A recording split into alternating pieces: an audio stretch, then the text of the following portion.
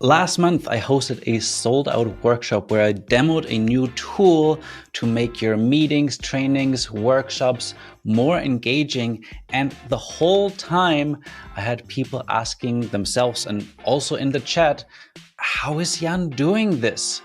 So in this video today, I will show you that I did not press the screen share button in Zoom, because when you do that, you suddenly are stuck in the top corner. It's really hard for your audience to see you. And it still takes a lot of steps to go into screen share mode and come back. And then you're going to say, oh, I'm going to share my screen. Can you see it yet? So what if you could share your slides, come back to you full screen with your video with a simple push of a button? Well, that's what's possible with virtual cameras. And there's a few tools out there that allow you to create a virtual camera. Some of the top ones include Ecamm Live and OBS Studio. I'm a big fan of Ecamm Live. That's what I've been using so far. But because it is a live streaming software, it has a slightly higher learning curve, which I think makes it not the right tool for everyone. And I'm always looking for new solutions for my clients, facilitators, trainers, educators who want to create more engaging sessions in real time when they can be in the same room with their participants. So in this video, I'll share with you the tool that I used for my workshop, which is called mmhmm. Yes, it's called mmhmm, like mmhmm. And I've been using it to film everything you've seen in this video so far in real time. Now, full disclaimer, this video is sponsored by mmhmm, and I'm still going to be sharing my honest opinions, what I love about it, but also the challenges that I had when I started using it for the first time. And in the end, I'll even give them some feature requests that I have for them to make it even better. And my hope is by the end of this video, you will know if mmhmm is a good fit for you to host your next meeting, training, or workshop. Now, there is something really important I have to share about the video quality. As you just saw, the video was a little bit choppy, was a little bit lagging behind in mmhmm, and this has to do with having too many apps open. When I was recording this little piece, I had Keynote open, I had Ecamm open, I had mmhmm open, I had my Chrome browser open, I had Notion open, right? All of these apps will take a lot of resources from your computer. And you might have even realized this if you have an older computer, that the more things you have open, the slower everything starts to move. So that's one thing that you really have to keep in mind when you're using mmhmm or Ecamm or any of the other virtual cameras and you don't have a super fast computer.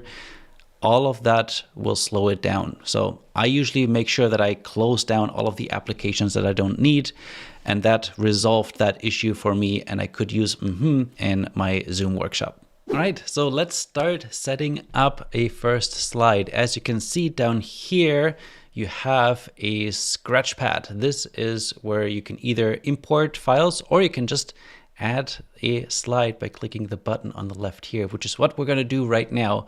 And then on the top here, you can see there's a few different options that you have to add content to your slides. Let's say you wanted to add a logo. So now I have this logo here. I can move it around where I want it. I can make it larger, smaller, etc. Let's just say we're going to put this over here and create our next slide. So I'll click add slide again. This time I want to add some text. So I'm going to click the text button up here, and I can again move this around, make this larger, smaller. And on the top right here, I have a bunch of options. I can do different themes, colors, sizes, all of that. So let's just pick a cutout, for example, which is gonna look like this. Of course, I need to adjust the size a bit, and I don't really like how it's covering me right now. So let's try another one. Let's try modern. There we go. So if you just wanted to add a little bit of text on your slide, maybe with a nice message like this, or even instructions for an activity that you're running with your participants or a question you want them to answer in breakout rooms, you can add that easily like this. We're going to click add slide one more time, and we're going to add a animated GIF, which we're just going to look for some celebration. Let's just add our little celebration GIF up here. Now, one thing you might have noticed is that sometimes the animated GIF is now covering my face. So I could make it smaller, or I could put things behind me, because the other tool that mmhmm has that works really well is a green screen. So let me add one more slide and move to the right over here where it says background. And I'm just going to click background. And immediately it cut me out and put me in front of this nice little tree. There's a lot more options that you can choose from. And now if I add another GIF or image, you will see that this now goes behind me. So now I'm not being covered by the animated GIF or the text of the image. It's showing up behind me. Being able to add quick text, images, GIFs to your video feed that then everybody else sees in Zoom, Microsoft Teams, Google Meets, wherever you're meeting, is on such a small learning curve, probably the best feature I love about mmhmm. But of course, maybe you already have a presentation. You don't want to start from scratch, which is exactly what I did for my workshop. So let me show you how easy it was and what I needed to keep in mind when I imported my Keynote. For this, I clicked the new presentation button down here, create my new slides, and immediately down here you can see I can now drag and drop files. I can add PNG, JPEGs, GIFs, MP4s, PDFs, PowerPoints, Keynote files. And I thought this is going to be super easy and quick. I'm just going to drag my Keynote file on there and that's it.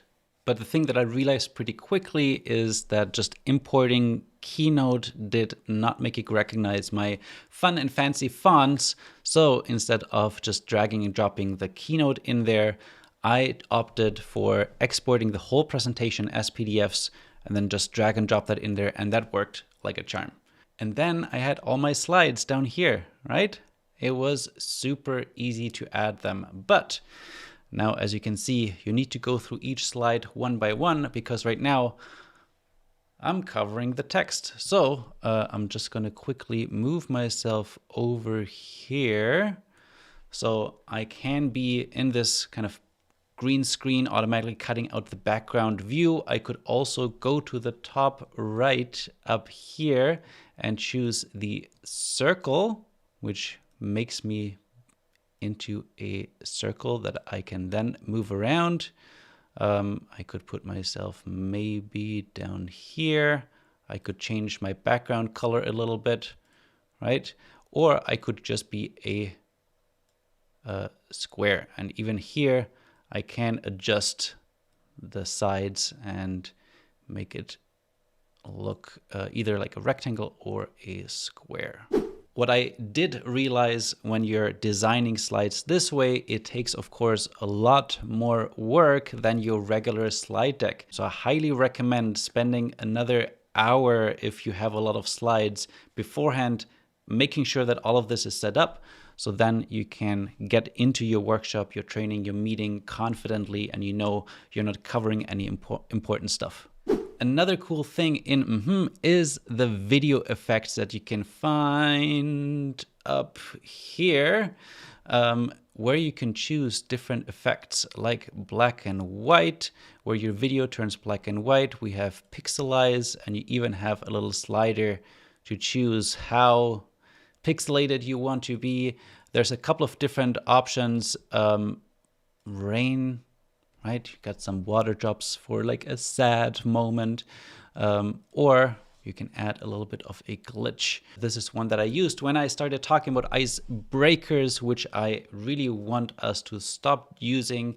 I want us to melt the ice by building a little campfire instead. The three things I love most about using mmhmm for the first time for this workshop was, number one, the very quick learning curve.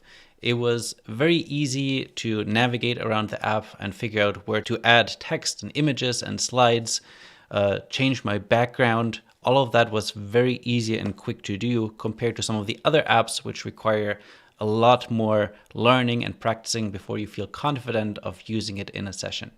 The second thing is making changes on the fly. I literally was in the session thinking, ooh, I should add a quick little text or change the image.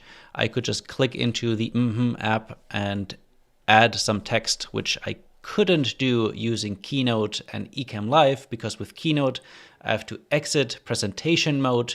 While I'm making changes, I need to type it in, go back to presentation mode, reshare it again. So it's a couple of extra steps that I could save with mmhmm.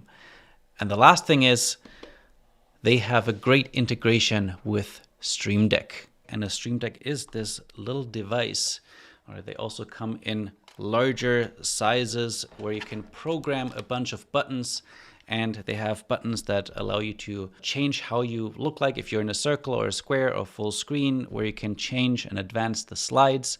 And this makes this process of using this tool so much easier. The best way to try out a new tool like this is, of course, not just watching this video right now, but to download the software and try it out for yourself. So I'm going to leave a link in the comments of this video where you can get a free trial.